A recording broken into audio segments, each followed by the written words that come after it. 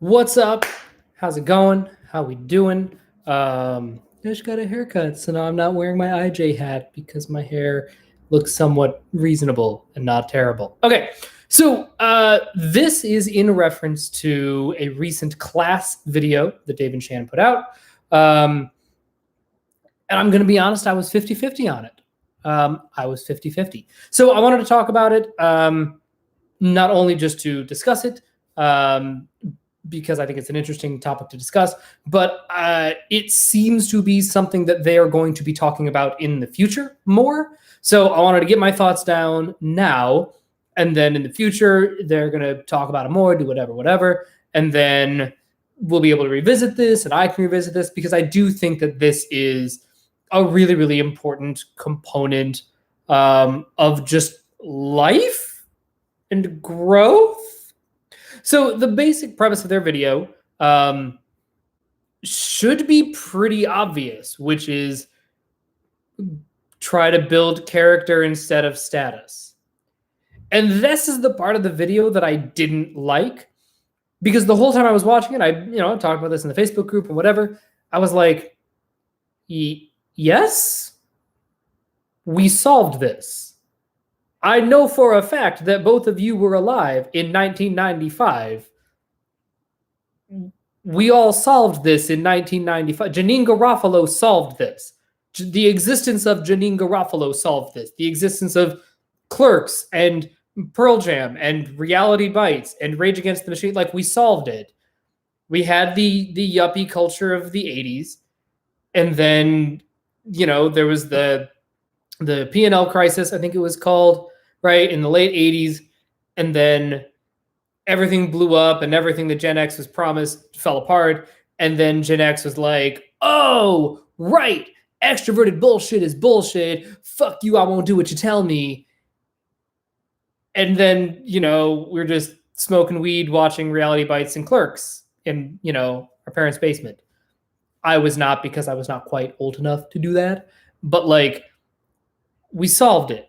And so my beef with the video is that it treated this thing as being revelatory when I don't necessarily think that it is.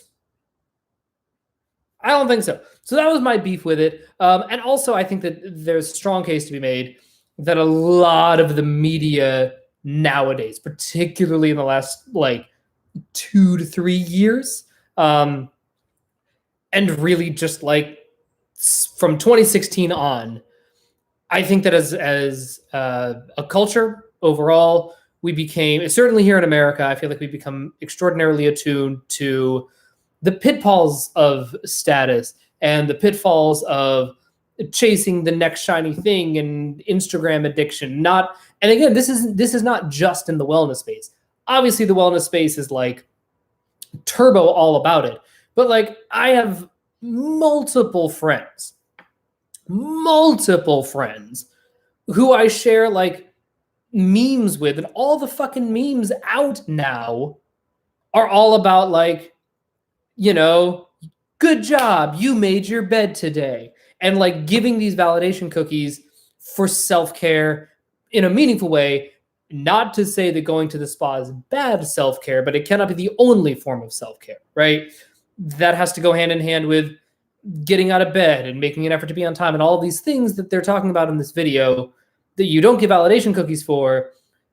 But I'm looking around, and again, this is not just in the objective personality community. This is not just in the wellness space. This seems to be, if not super pervasive, then certainly more pervasive, right? Just general internet culture, fucking all of Tumblr. I don't know. I feel like I get a lot of validation cookies these days for taking care of myself and actually working on and working through the darkness. Side note, this is unable to connect to chat. Okay, well, I apologize if you are not able to contribute and you are watching this. If you can, please try to leave a comment, because I do like to take your questions during this. So all of this is to say, I'm watching this video and I'm thinking about status and character and status and character. I mean, I remember in the early 90s, there was an entire nationwide program shoved down our throats called character counts. That's the whole so now let me be clear. It is not always easy to not play the status game. Totally. Actually putting these principles into practice takes an enormous amount of work. And I do think that they are absolutely right that at scale, the culture in general rewards status over character. But that brings me to the third little part of this title, right? Which is not playing the urgency game. And this is something that I've been thinking about a lot and is near and dear to my heart, because this is like when I really think about why I burned out of New York and why the friends groups dissolved and why the relationships never got off the ground and why work fell apart, like all of these things falling apart. And it has less to do. It's not that character versus status was absent from the conversation, because it was totally a part of it, and threading that needle, and I'm going to get to that. But what I really want to talk about in this is the urgency game. And I think I rewatched the video, and I maybe Fever Dream watched it the first time, but I feel like they're talking about urgency a lot in relation to status. And I think that is an important component of status, because fundamentally status is a temporary state, right? One does not inherently retain status forever, in a way that one is probably maybe a little bit more predisposed to retain character forever. Obviously, you got to keep working on it and update your whatever, right? I get that. But like, if you put in the hours to just like be a good person, build good habits, make promises to yourself and keep them, hold yourself accountable as well as others, show up every day, take pride in your work, like all of those things that are universally agreed upon to be good regardless of the culture. Like, I cannot think of a culture in ever where they're like, yeah, helping other people and, communicating boundaries, like that's fine. But what's really great? Being an asshole. Like, that's not a thing. I'm sorry, that's just not a thing, right? Not earnestly, like facetiously, fine, whatever, fuck you, I don't care. But in thinking about like why now feels so hard, because it's not hard. Like, it's harder in some ways than it was 100 years ago, 1,000 years ago. It's monumentally easier in lots and lots of ways. So like, I was like, I want to break this down. I want to see what's really going on here. And as I started to think about this character versus status and character and status, like, obviously the Pharisee game of like lying to your friends is dumb, right? So it's like, okay, well, let's assume that we all do that or do a version of that. Fine, I'll play along with your game. Why does that happen? Why would one chase status even though character is demonstrably and inarguably better overall for your health, for your relationships, for everything, right? Like, why would one do this? And I think it comes down to urgency and the sense of urgency that modern life tries to impose on us. So I think that it is, again, fairly obvious that renting a Ferrari for an Instagram post is dumb. Like, that's just dumb. I don't care about those people. That's just dumb. What I'm really interested in is the people who are doing a version of that, even though like that seems more responsible, but that's still chasing status, that is still chasing temporary gratification, right? Instant gratification, instant likes, instant validation, whatever. And I think that a lot of it comes down to this feeling that we are given culturally that if we don't produce something immediately, not only are we worthless, but we will be cast out of the tribe, right? And that's a really scary feeling to live with all the time. And, look, New York is turbo bad about this, but I think this is a fair assessment of like just how we treat modern life, because the gig economy is becoming more prevalent, because there is more flexibility across the board because of the internet. A lot of our institutions are based on this idea of show up every day, collect your paycheck, and just get better over time. Align yourself with an institution and just do your job and keep getting better. Keep showing up. Keep doing a little more than is asked of you. You'll get those promotions. You'll get the experience. You'll move on. You'll move up. You'll do boom, boom, boom. Right? Well, that's demonstrably not how a sizable portion of the world works anymore because of the internet. Right? It just doesn't. There's, like if you're in a big city, right? If you try to get a job, like you cannot get an entry-level job at a bank without a finance degree. Like that it does not happen. They will, again, because there's an issue of scale now that I think contributes to this urgency. Because you have before, right?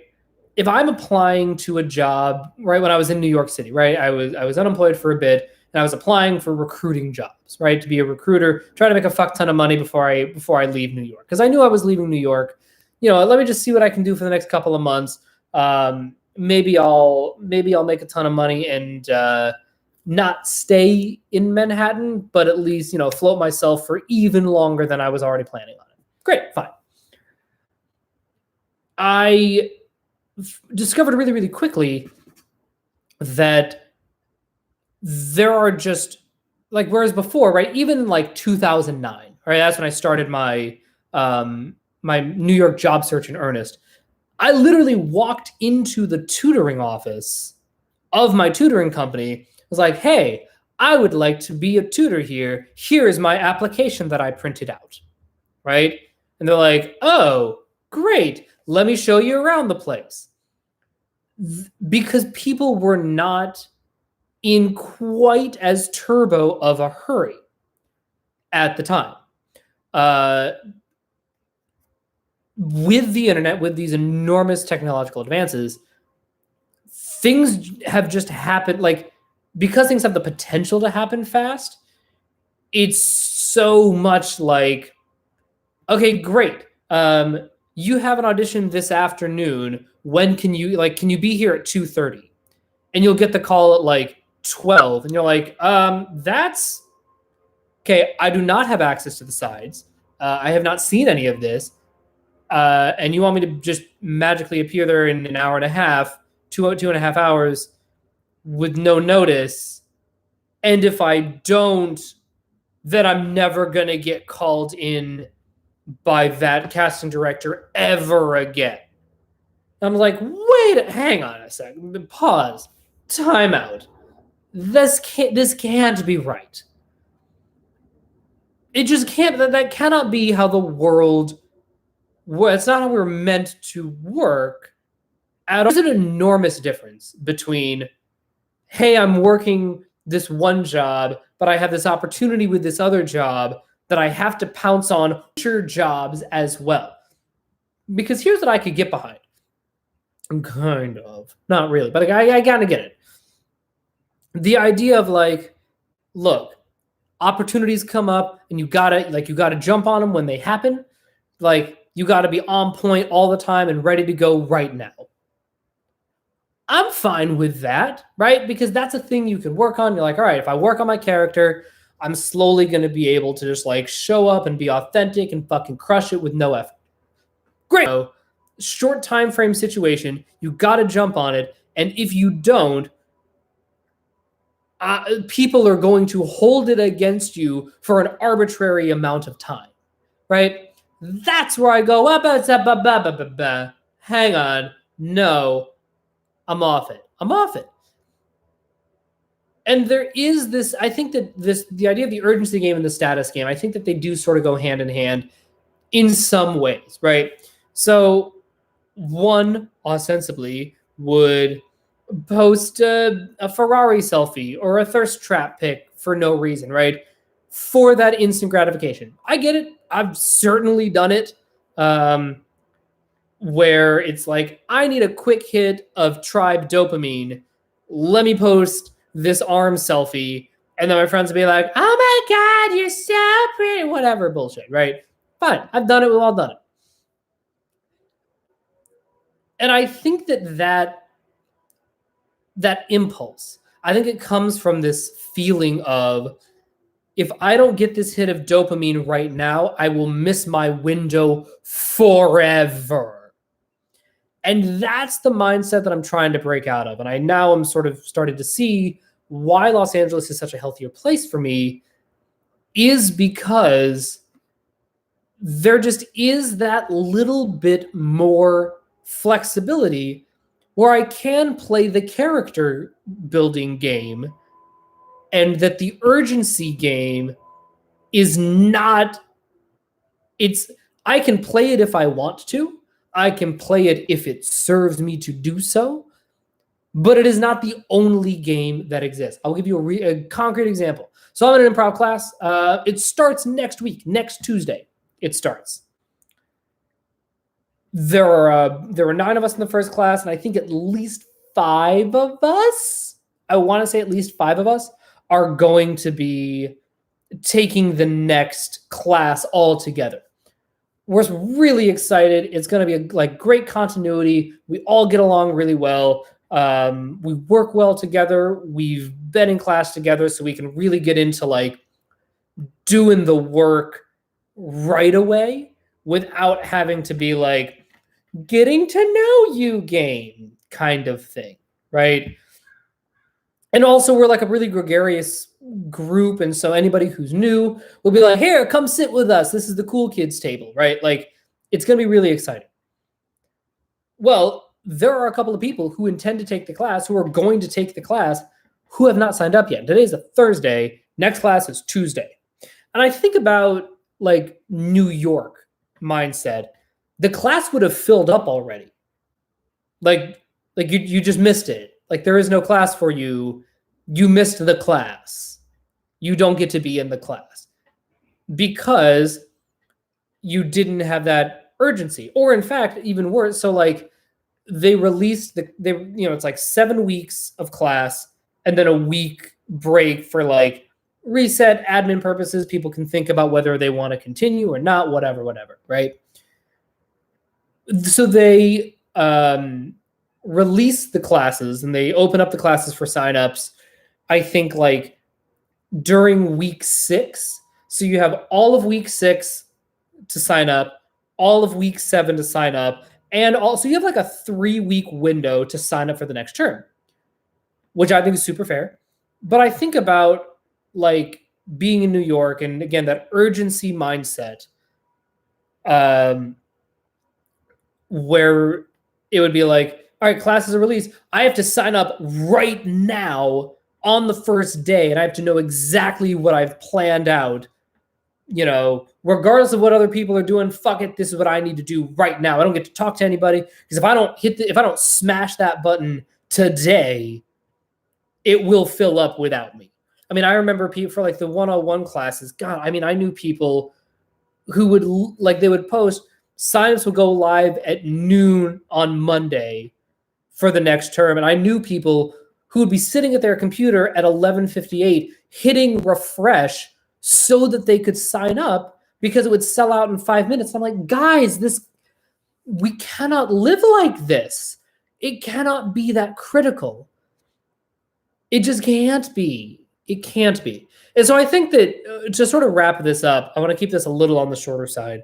I don't think the game is character versus status.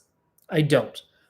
Because I think that there is enough cultural weight in favor of character and sort of shitting on stat. Like, literally just watch Clerks, right? Came out 25 years ago.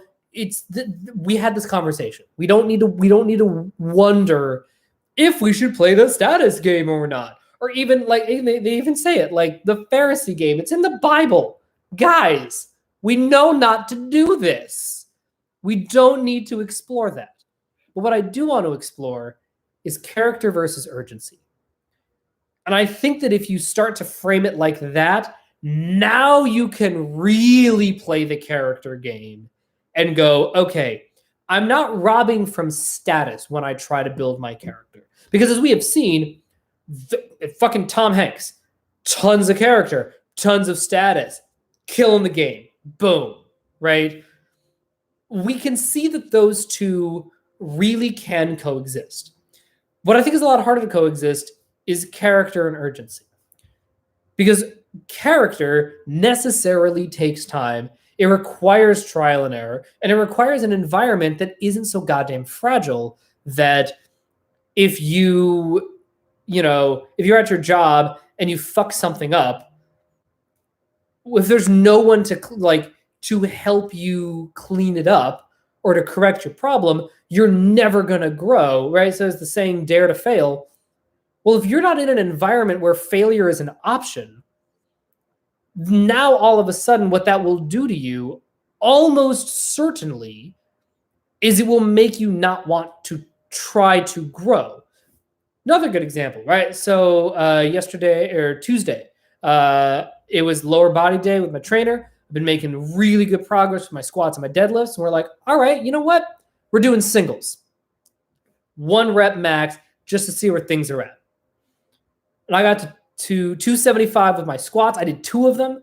We're like, all right, fuck it. We're going to 300. We're going to see if we can do 300. We raise the arms just in case.